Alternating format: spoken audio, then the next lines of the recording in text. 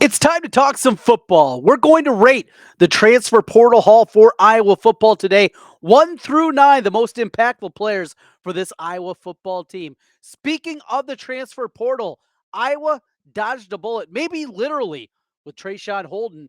News coming out from the former Hawkeye target, and we preview the Hawkeyes and the Buckeyes.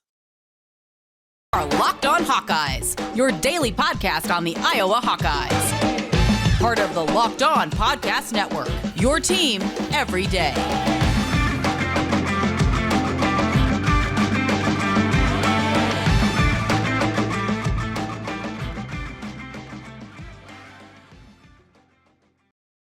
Welcome into the Locked On Hawkeyes podcast. I'm Trent Condon, and thanks for making Locked On Hawkeyes your first listen each and every day. We're available wherever you get your podcasts, Apple, Stitcher, iTunes, you name it, we're there. Google Podcasts, I like to use that one a little bit as well. We are there for you, and you can also find us on YouTube.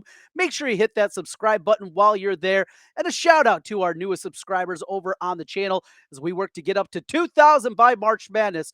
And I was going to break through this year, no doubt about it. Gold Star Thrifter, Jordan, Vance Crumley, Matt Vober, Paul Zoss, William Otson, Ron Bates, any relation to Bob Bates? Maybe. Grimes Boy. Who else we got here? We got John Moline, and Jill DeBeast. Hey, shout out to all of our February subscribers so far. Jump aboard with us. We'll give you a shout out here on the podcast. Thanks as always for making Locked On Hawkeyes your first listen every day. This episode is brought to you by FanDuel Sportsbook, official sportsbook of Locked On. Make every moment more. Visit FanDuel.com/LockedOn today to get started. Let's get into it today and talk about everything going on in the world of the Iowa Hawkeyes. And I want to talk some football today to kick things off. We got basketball. We're going to be talking about the Ohio State-Iowa matchup coming up on Thursday evening. We'll get into that.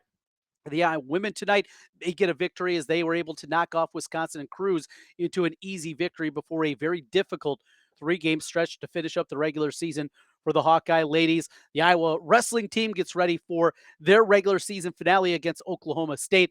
And, of course, we also have baseball starting up coming up this week, and we'll get into that later on here in the week. But let's kick things off here with some football talk, as we talked a little bit last week about Nick Jackson, the transfer coming in for Virginia. So I thought it might be a fun exercise here to rate these guys 1 through 9. That's what Iowa has right now in their haul out of the transfer portal. That's what Iowa, dipped their toe in a couple of times over the last couple of years, and they have taken it to certainly another level this season. So at number 9 on the list, and the way that I measured this is impact for Iowa. I'm not talking about long term. I'm not talking about what they are as an NFL prospect. Really, more than anything, I'm talking about this year. Though how much time they have left in the program, that's impactful. And I think it plays a little bit of a role. More than anything, I'm thinking about this 2023 year. It is such a huge season for Iowa football. We talked last week about the amendment. It's become a national punchline of what Iowa put out there, the 25 points per game and the 7 wins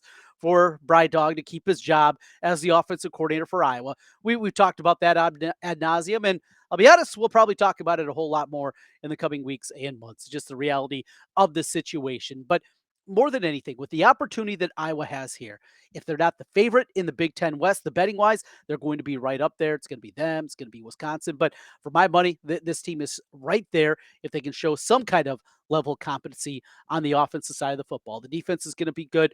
Special teams are going to be excellent as always. Now, the question remains what's going to happen with the offense. But more than anything, I'm looking at 2023 and how the impact is going to be for these guys. So at number 9 out of this list of 9, I have Hayden Large. He is the tight end transfer that came in from Dordt. He was a guy that was injured in high school late in his career. Came in, not a ton of fanfare. A preferred walk-on candidate is what he is. That's also what we're talking about, a walk-on here. 6'5", 240, played at Dordt in Sioux Center. Put up 62 catches, 950 yards, had 12 touchdowns playing in the NAIA. But I will tell you, the offense of Dordt, they're not a team that throws the football a whole lot there. You put up those kind of numbers over a couple of seasons, I think that's pretty good. Also, Large, a couple of years of eligibility remaining. Tight end room is already incredibly deep. We will get into another one of those transfers coming up here as we go through the list. But Hayden Large, my number 9 guy. At number 8, it is Deacon Hill, the transfer quarterback from Wisconsin. Now, the reason I put Hill in this spot, first of all, the opportunity that he is going to be competing for his starting job is not realistic. This is Cade McNamara's job. There's no way he was coming to Iowa to have to fight for a job. We know that he is going to be the guy. But Deacon Hill, had some things that John Budmeyer certainly liked when he was a coach at Wisconsin. He was the one that offered him a scholarship after watching him just throw a few passes and said, I'm sold on this guy. Big time arm, big time talent, needs to get better physically, weight wise. That's something that was talked about in Wisconsin, but you get intrigued by that. We know Iowa loves their big, strong arm quarterback, and he is certainly that, a different kind of prospect. He's number 8 on our transfer portal rankings. At number 7, another walk on. This one, Austin Kutcher, not Ashton Kutcher, Austin Kutcher. He's a wide receiver from Ohio State. Now, you look at his high school numbers, they were monstrous. He put up just some absolutely huge numbers at the high school level. He was a walk-on at Ohio State. Yeah, he was not going to play against some of the guys that have been through that Ohio State program at the wide receiver position over the last 3 years or so. 6 foot, 198 pounds, but an opportunity, a guy that certainly has practice at a high level. He's going up against dudes every single practice, and he saw how the best of the best in college football at the wide receiver position, how they get ready game in and game out. It's worth a dart, right? And it's a walk-on top of it. Number 7 on the list, Austin Kutcher, the walk-on from Ohio State. Now we're starting to get in to the scholarship, guys. This is when it gets a little more salty here. Number 6 on my list, it's Rusty Fett, the offensive lineman from Miami of Ohio. Now, if you've been listening to us here on Locked On Hawkeyes for a while, you know I was a proponent from the beginning of the portal of going out and getting help, not just on the offensive line. We knew we needed tackle or tackles, but most importantly, I think we also needed help inside. Logan Jones very well could turn out to be an excellent center, and maybe it will be this year, but having that veteran presence there. And if Rusty Fett ends up playing center, which he has the last 2 years, he was an all-MAC selection at Miami of Ohio, second team a year ago. He's been a center the last 2 years. He was a guard before that. That versatility is a huge thing. Injuries happen, and certainly injuries happen at the offensive line position. So not only are you adding depth here, adding a guy that's going to be a starter somewhere on the interior of your offensive line, he has that flexibility that you look for. And maybe he's going to come in right away and he's going to take over that role. He also has familiarity with the program and the offensive line and what they have done in the past with Coach Barnett, who coached him at Miami of Ohio. He is number 6 on my list. Now, number 5 might come as a little bit of a surprise to some people out there. It's tight end Eric All. And it's not because I don't believe Eric All is an outstanding player, that he's going to be very good. But if Eric All wouldn't have come with Cade McNamara from Michigan this year, I was still going to be in really good shape at the wide receiver, the tight end position. So Luke Lachey, I think, is going to be a star. I mean, I think his upside is as high as Iowa's had dating back to when TJ Hawkinson and Noah Fant were flying. There's something about the guy, the size, the speed. I think he has the full package. I think he has a chance to go on and play considerable years in the NFL. I just think the upside still remains there. Of course, what we saw Sam Laporta the last couple of years, I think there's so much more, and we're just scratching the surface of Luke Lachey. That's why Eric All is down there. And now you put those two guys together, that's going to be impactful. Addison Ortega, I think he's got a chance to be a nice one as well at that tight end position. We know they get dudes at that spot, or they mold guys into dudes at the tight end position. One thing that Iowa certainly has been excellent about. Number 5, Eric All. At number 4, it is a defensive player, and it is Nick Jackson. Jackson. 3-time All-ACC player, had over 100 tackles again this season for Virginia, had 7.5 tackles for loss, had 5 sacks. I mean, this dude was all over the place for Virginia. He's done it the last 3 years. He's a veteran, and from all reports, he's a really good guy. He's going to fit in perfectly. You lose the 2 linebackers that you do, including an All-American and Jack Campbell. Now, it'd be silly to say that there's not going to be some kind of step back from Jack Campbell. Not what he was just as a player, but also what he was as a leader. Those leadership qualities, boy, they don't come around very often at the kind of level that we've seen out of Jack Campbell the last couple of years, and just all the positive things that were said about him in the program. There's been great leaders that have come through. I don't know if there's many quite like Jack Campbell, but now you have a guy that's ready-made, that sounds to be ready to go, going to come in there, be impactful. Also, the schools that they beat out for getting Nick Jackson when he got Auburn and Oklahoma and throwing around the loads of money that they are. Hey, the Iowa Swarm, credit to them. They got it done. Brad and company once again in getting Nick Jackson on campus. At number 3 in our transfer portal rankings, DeJean Parker, the offensive lineman, the tackle prospect coming in from Saginaw State. Iowa's tackle play the last 2 years has been brutal. Offensive line as a whole has been awful, and it was especially bad on the outside. We continue to see that over the last couple of years. Mason Richmond, I think, has a chance. I think he has a chance to be a real good one, and now he goes in to his upperclassman years here, going to be a junior this year. That is great. But you couple him now with DeJean Parker, I think a huge opportunity for him to step in right away. Will there be some growing pains? We'll see. I mean, that's something we're going to have to see, making that jump up from the D2 level up to playing Big Ten football, being ready to go from the get-go. But he's a mauler. He's got the size. He certainly has the footwork that you'd hope.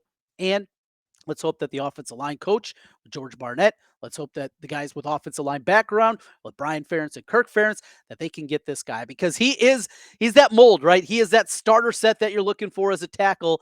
And if I was good on the offensive line, this offense has a chance to not just be better, be significantly better this year. Number 2 on the list, it is Seth Anderson, the wide receiver from Charleston Southern, the son of Flipper Anderson. I mean, we have to throw that caveat in there every single time. His dad, he's still got the single game record for most receiving yards in a game as he went north of 330 yards in a Rams game way back in the day. Oh, him and Henry Hellard, they were a 1-2 combination. I'm not sure what kind of 1-2 combination they're going to have. And Iowa shouldn't be done at the wide receiver position looking in the transfer portal, but Seth Anderson. It was a need position and the biggest need position. Yeah, the offensive line needed help. We needed an upgrade at the quarterback position. There were other things that certainly were a necessity, but wide receiver still remains number 1 on the wish list. I think they're still going to be looking in that portal for more, but this was a step in the right direction. Getting a guy that offers from Kansas. Like, look, their offense is fun. They move the ball up and down the field, and they do a lot of different things. Georgia Tech going back to home. He had an opportunity to do that, a Georgia kid. Instead, he made his way to Iowa City, showed it a belief that they are going to get this thing turned around. Having that slot guy, having that guy that can go out there, make some plays, have a little bit of speed. How about some downfield threats? Yeah, I thought that'd be a good thing, right? We definitely will take that with Seth Anderson. And of course, number 1, I mean, this is the easiest slam dunk. It is Cade McNamara. The way that it started. Right as the portal was opening and we're hearing these rumblings and rumors, we talked about it here on Locked On Hawkeyes. Is this for real? I mean, could this really be happening? Cade McNamara, a guy that led Michigan to the Big Ten championship, led Michigan to the college football playoff, a guy, yes, that lost his job to J.J. McCarthy this year, but a guy of that kind of talent is going to come to Iowa after what he saw out of the offense this year. Well, he saw it 2 years ago also in the Big Ten championship. He's going to make his way to Iowa City. It created the snowball effect that it is. And not just that, but also the work that he has done in garnering other interests from other players across the country. He is a name brand. He is somebody that people know. So impactful, no doubt about it. Number 1, Cade McNamara. Oh, bring us home, Cade, and bring us a Big Ten West championship. How about a real Big Ten championship? It's been since 2004, right? I mean, we're getting old here. We're talking 19 years. Let's get another one.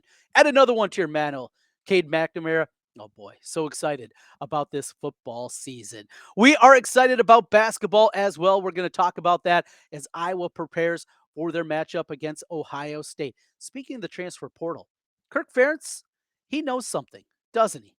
Yeah, he still knows what's going on. Traeshon Holden, it was the apple of many people's eye, myself included. The Alabama transfer, Iowa looked like they were heavily involved with him. In fact, many people were pointing in the recruiting world that Iowa was the favorite to land the wide receiver that had 6 touchdowns a year ago for Alabama, but it didn't happen. Well, maybe know a little bit more. We'll talk about that as we roll through here. This is the Locked On Hawkeyes podcast. Today's episode of Locked On Hawkeyes is brought to you by our friends at FanDuel. The midway point of the NBA season is here. Now the perfect time to download FanDuel, America's #1 sportsbook. New customers get a no-sweat first bet up to $1,000. That's bonus bets back if your first bet doesn't win. Just download the FanDuel Sportsbook app. It's safe, secure, and super easy to use. Then bet on everything from the money line to the point scores, threes drained. Taking a look here at the NBA slate coming up on Thursday. I'm going to be watching little T-Wolves action against the Wizards. Of course, we'll have the Iowa game going on against the Buckeyes. Iowa open up 6.5 point favorite. And the Hawkeye money starting to come in. Hawkeyes now a 7.5 point favorite against the Buckeyes in the matchup on Thursday evening. You can do all that and a whole lot more.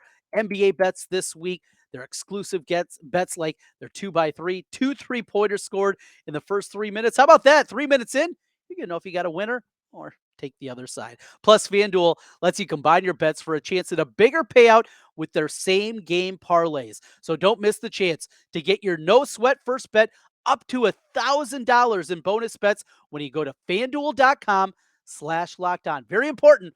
Fanduel.com/locked-on to learn more. Make every moment more with FanDuel, an official sports betting partner of the NBA. Trent Condon back with you again here on Locked On Hawkeyes. Thanks for making Locked On Hawkeyes your first listen each and every day. For your second listen, make sure to check out a brand new podcast. It is Locked On College Basketball. As we're inside 4 weeks away from Selection Sunday, get yourself acclimated with everything in college basketball across the landscape in one place. From our big name experts that we have, insiders, coaches, players, they have it all with Locked On College Basketball, available on YouTube and wherever you get podcasts. So we opened up here today talking about the transfer portal and talking about rating 1 through 9 the guys and their impact I anticipate we're going to see next season for this Iowa football team and overall during the tenure that they have remaining. We had that. Now, one of the names that I was excited about was Traeshon Holden. Put up numbers at Alabama a year ago. He was a guy, has size, speed, versatility, everything.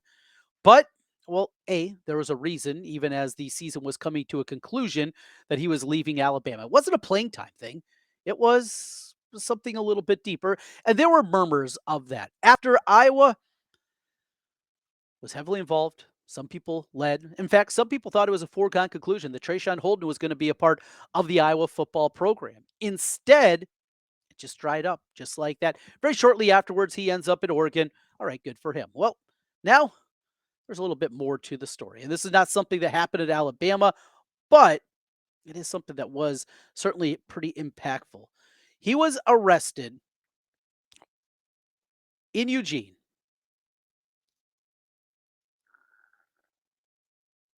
on accusations, here it is, of felony unlawful use of a weapon, coercion, and misdemeanor menacing. Where did Traeshon Holden play? Alabama. Who is somebody that has a long and storied history in the coaching world with Kirk Ferentz? That's Nick Saban. We can connect some dots here, right? This was not that they got outbid by Oregon. This was not that Kirk was scared of going out and getting somebody that was a little bit more flamboyant at the wide receiver position. Look, he just had Amir Smith-Marset not too long ago, right? He's had guys that have some personality at the position. No, Kirk Ferentz knows what he's doing. And yes, I will yell and I'll complain and I'll scream sometimes when things aren't going well, or there are things that I look at and say, what are they possibly doing? What we all know is yes, I act like an expert. Come on. I'm a guy talking into a microphone, right? I get a little bit of info. I pass it along to everybody out there whenever I get it. But there's a difference between what Kirk Ferentz knows and what some jabroni like me knows. A huge gap between the two. We get this, right? And he knew something here. He was told maybe by Saban, maybe by other people that he know.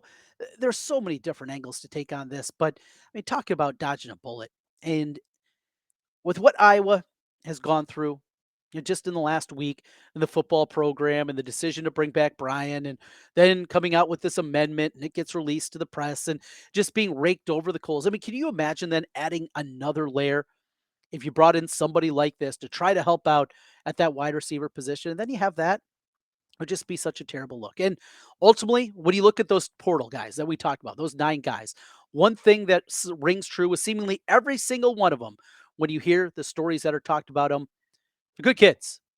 Now, are young adults going to make bad decisions? Absolutely. There's plenty of good people out there that have made bad decisions. But that is something that is always important to Kirk Ferentz. Fit, style. There's a reason when you look at recruiting year after year that Iowa is always towards the bottom in terms of scholarships offered compared to not just their conference brethren, but other teams in the similar ilk. There are teams like Nebraska, Minnesota, they do it differently. Iowa State, those are programs that recruit differently. They go out there, and if you can win a game for them, there's not going to be a whole lot of due diligence.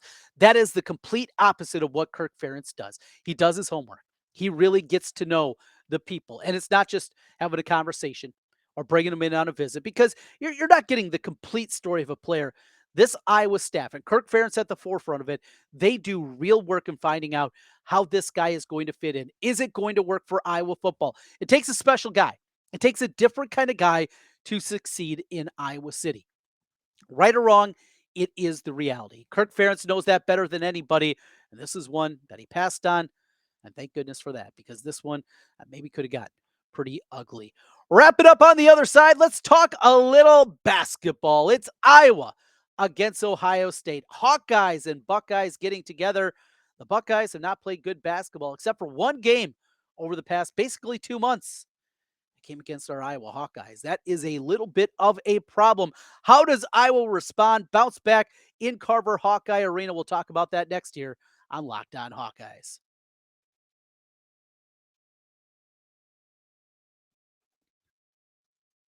Welcome back once again to the Locked On Hawkeyes podcast. I'm Trent Condon, and thanks for making Locked On Hawkeyes your first listen each and every day. If you're on YouTube, hit that subscribe button. Helps us get in front of more Hawkeye fans. Well, let's get into it here, as it is Ohio State making their way to Carver Hawkeye Arena. Iowa, of course, lost the game in Columbus, jumped out to an early lead in that game.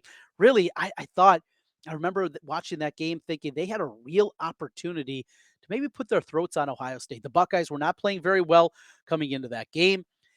Iowa jumped out to, I want to say 9-4, something like that, had a couple of shots, a couple of times down the floor, had possession, and they could have gone up at 12-4, something like that early on, and just weren't able to do it. But that game for the Buckeyes was their only win since January 1st. We're talking 6 weeks now. They have won one game. They have lost two, starting with Purdue, Maryland, Minnesota, at home, Rutgers, Nebraska, the win against Iowa, Illinois, Indiana, Wisconsin, Michigan, Northwestern, and Michigan State over the weekend. Now, that game, as mentioned, Ohio State came out. Iowa responded late in the first half, got right back into the game, and then the second half was as brutal as this Iowa team has played probably in Big Ten play. Yeah, there were clunkers. The game at Nebraska, that was a stinker. That was Chris Murray coming off an injury. It was just a bad day. This one was not just losing, but losing in the fashion that they did. It was an embarrassing effort. And that's the thing that is always bothersome. It's one thing to get beat. It's another when team just shoots lights out. What are you going to do, right? Or you're not shooting the basketball well yourself. Those kind of games are happening. But when you're not competing, when you're not giving the requisite effort that you need, that's where frustration really gets in. Ohio State scored 56 points in the second half of the game. They shot 56% from the floor. They got whatever they wanted. Now, they're a little bit different matchup for Iowa in the way that they're built. They like to play four-guard lineups a lot with Coach Holtman's squad. It's something that they do a whole lot. Sensabaugh, he is an absolute stud. Even as bad as this season has gone, he is a guy that is an incredible talent. And let's hope maybe he's a one-and-done and off to the NBA. But because of the way that they play, likely this guy that doesn't score, and he scored against Iowa. What are you going to do? I get another one of those. He goes 7 to 12 for the floor, hits a three-pointer. He can't shoot except against Iowa, and he throws in a three-pointer.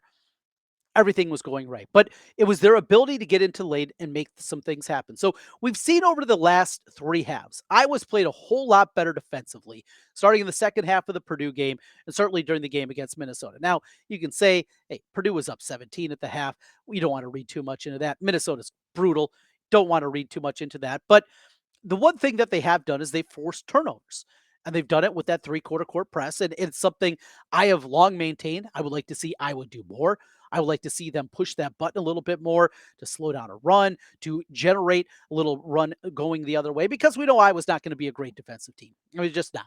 That's not the way Fran McCaffrey teams are built. It's about offense. Yeah, you got to get stops, and they know that, and they say all the right things, but it's about what they do on the other end of the floor. What makes Iowa basketball what they are and on the precipice of making the NCAA tournament for the 8th time in the last 10 years is doing it with offense. So the defense, well, there's got to be something. You can't be great at everything. And certainly at a program like Iowa, it's not going to be the case. They're not going to be great across the board. Rare that that happens for anybody in the Big Ten or across college basketball, that you're elite on one thing. Iowa is elite offensively. Defensively, has some work. We'll see. Is Fran going to be willing, especially early in the game? Say early on, I was down 12-4, gets off to a slow start. Is that a button you push or could it accelerate because of their ability to get into the paint, their ability to beat the press, beat it forward, and then hit shots? Is that something that you want to do? Something to keep an eye on there. What Iowa does with their press defense against the four guard lineup for Ohio State. Tony Perkins, it's not as he goes, Iowa goes, but he still is a little banged up. You see him limping around from time to time. You see that he's had some of those games where it just doesn't get going, but just having his emotion, having that fiery attitude that he has when he makes a big play, either offensively or defensively, what he means. Love to see Tony Perkins. Look, we're not going to get the 31-point performance like we did against Illinois. That's not going to happen time in and time out. But Tony Perkins, I just, you guys know, you've been listening for a while. I am a big Tony Perkins fan. Want to see him get right, be completely healthy, and have another strong push like he did a year ago at the end of the season. During the month of February, he was outstanding into the Big Ten tournament. He played some really great basketball, had 6 assists the other day, distributing. That's when he is at his best. Off the bounce, not just scoring, and he certainly can do that, but also what he does as a facilitator. Love the game of Tony Perkins. Want to see him be completely right. One other thing I got thinking about is Chris Murray. And we just take for granted Chris Murray, don't we? But he's talented and he's Keegan's brother. And we knew coming into the year he was going to be good. And, you throw out the caveats. Well, he's not Keegan. He's a different type of player. And he is. He's a different kind of player. He's not the same kind of player on the block that Keegan certainly was a year ago. He is not the same kind of player, both offensively and defensively, that we've seen out of Keegan last season. But very quietly, he just putting up 22 points a game, 24 in Big Ten play. And we're just, oh, ho hum. He's doing his thing. You know how lucky we are? You know how often we have guys that average that kind of points? And we've been, because of Luka Garza into Keegan and now into Chris, we have been, I don't know, you just don't have players like this. You don't have guys that put up these kind of totals, and yet here we are. I think we're a little spoiled sometimes. And I agree. I kind of fall into that trap too. A little bit spoiled and expect even more out of Chris Murray, and yet he just does it. He goes out there and doing it. He had the plantar fasciitis earlier this season. He's bounced back well from that. Got to give the dude credit. He's playing good basketball, and would love to see another breakout performance here. Let's beat the Buckeyes. It's great beating Ohio State. My future brother-in-law, he's a Buckeye grad. And yeah, he's more of a football guy because that's what they are, right? Those are the Buckeye fans that, that's what they are. It's all about the football and the chirping and the on and on and on. But just beating Ohio State, and it doesn't matter how good they are or how bad they are. There's just something fun about beating the Buckeyes. Let's have it happen again on Thursday evening. Should be a fun night of basketball. Shout out to the Iowa women tonight as they get it done again against Wisconsin. An easy victory. Caitlin Clark, she played 30 minutes in the game. A lot of the starters got some rest. They have a huge 3-game stretch coming up, starting with a road trip to a desperate Nebraska team coming up this weekend. Nebraska playing for their NCAA tournament lives. They're going to be working incredibly hard to try to get in there. Nebraska hung around against the Iowa women. Remember, they had that comeback in that game earlier this season. Not going to be an easy task before they go to Maryland and then wrap up with Indiana at home. A difficult 3-game stretch in front of them. Hey, Iowa women did what they were supposed to do. Really good to see. Also told you we got some Iowa baseball starting on Friday. They'll open up the season in that one against Indiana State before playing 2 games against Quinnipiac. These should be winnable games. Indiana State, they're above average in the MVC last year. I think they finished 10-10 in the league, something in that range. Quinnipiac was not very good a year ago. Really, to get off to a good start. There's been plenty of seasons where Iowa's had a resume where you feel like they're good enough to be an NCAA tournament team, but there's just a couple of those losses, those RPI drags that go into it. You get off to a 3-0 start. Baseball, it's different than basketball. It's different than football. You don't have to win every game, but these are the kind of games, if you can put all 3 in the win column, it's going to be tough. But if you can do that, you're going to be off to such a great start and already putting your foot out there with a good step forward. I think this team has a chance to be a tournament team. We'll talk a little more Iowa baseball in the coming weeks. With that, we are out of here for today. Thanks again for making Locked On Hawkeyes your first listen every day. For your second listen, check out our brand new podcast, Locked On College Basketball. Our experts, Isaac Shoddy, along with Andy Patton, they're going to bring you everything that you need to know in college basketball as we get ready for the brackets. Hear from the big name experts, coaches, players throughout the college basketball world. It's Locked On College Basketball, available on YouTube and wherever you get podcasts. Again, hit that subscribe button. We'll give you a shout out here on the show. We'll talk to you again tomorrow. Hopefully, we're celebrating a big one for the Iowa men as they face off against Ohio State. Looking forward to that. Looking forward to talking to you again tomorrow. Go Hawks.